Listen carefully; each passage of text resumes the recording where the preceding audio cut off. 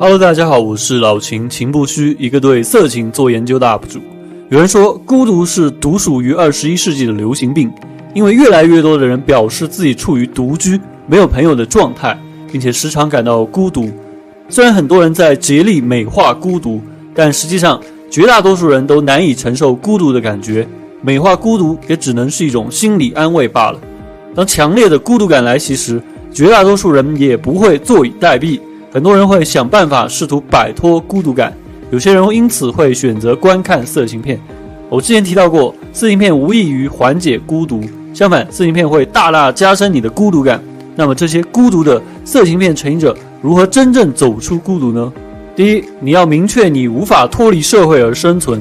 很多人一边主动远离社交、远离社会，一边又难以承受因此带来的孤独、贫困、抑郁等困境。因为参与社会活动是人类的基本生存形态。在远古时期，人类面临着恶劣的自然环境、疾病以及猛兽的威胁，单独的个体很难在这样的环境中存活。为了更好的生存和繁衍，人类很早就学会了互相合作，这也形成了人类社会的雏形。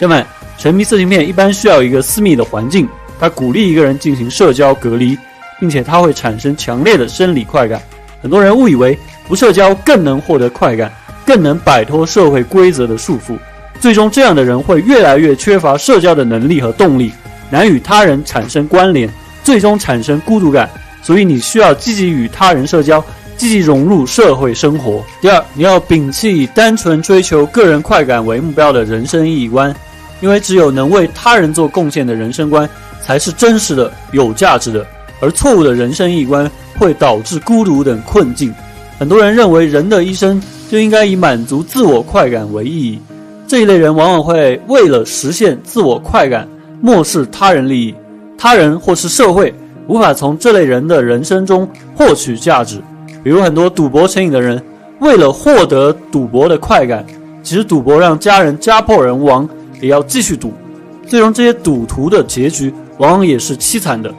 身边的亲人朋友早已避而远之，很多赌徒在最后往往会感到深深的绝望和孤独。瑞士学者研究表明，沉迷赌博的人自杀的概率是普通人的15倍。很多吸毒成瘾的人也会因为没钱购买毒品而选择偷盗、抢劫等伤害他人的犯罪行为。他们把满足自我快感作为自己的人生意义，对他人的人生不产生价值，甚至对他人造成了伤害。这类人最终会被他人、被社会所抛弃。同样，色情片成瘾也容易让一个人养成追求满足自我快感的人生观，并且沉迷色情片也有很多危害，所以希望大家尽快远离色情等消极成瘾物，树立正确的人生观，做一个被他人、被社会需要的人，多为他人做贡献，才能真正走出孤独。同时希望大家多多留言评论交流，多多点赞支持我这个冷门领域 UP 主。